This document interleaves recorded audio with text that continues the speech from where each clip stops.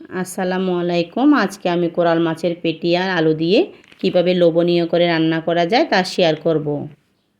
চলুন দেখে আসি। চুলায় ফ্রাই প্যানে 3 টেবিল চামচ সয়াবিন তেল দিয়ে 1 কাপ পেঁয়াজ কুচি বাদামি করে ভেজে নিলাম।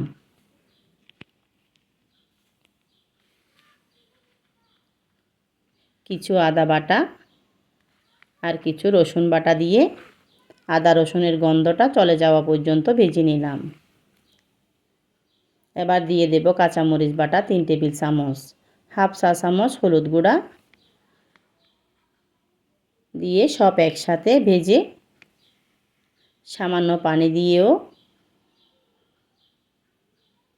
ভেজে নিব। সাথে ঢাকনা দিয়ে মশলাগুলো কষিয়ে নিলাম। এবার ধুয়ে রাখা কোরাল মাছের পেটি দিয়ে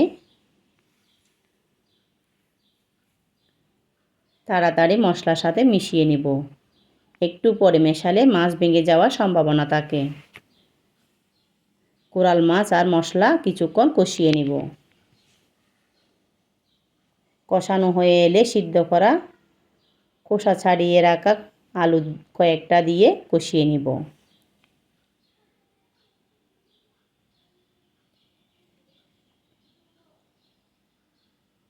ঢাকনা সরিয়ে মাঝে মাঝে ফ্রাই প্যানের হাতল ধরে নেড়ে দিব। সম্পূর্ণ কষানো হয়ে এলে 1 কাপ পানি দিয়ে মাছ আর আলু ভালোভাবে সিদ্ধ করে নিব। সাথে টমেটোও দিয়ে দিব।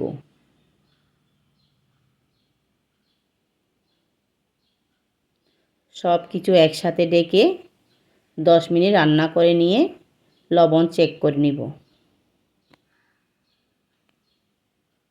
এবার ধনেপাতা ছড়িয়ে ফ্রাই প্যানে থেকে বুলে নিয়ে পরিবেশন করে নিব। ঝটপটে কোরাল মাছের পেটি রান্না কেমন হয়েছে অবশ্যই কমেন্ট বক্সে জানিয়ে রাখবেন। আজ এই পর্যন্ত। আল্লাহ হাফেজ।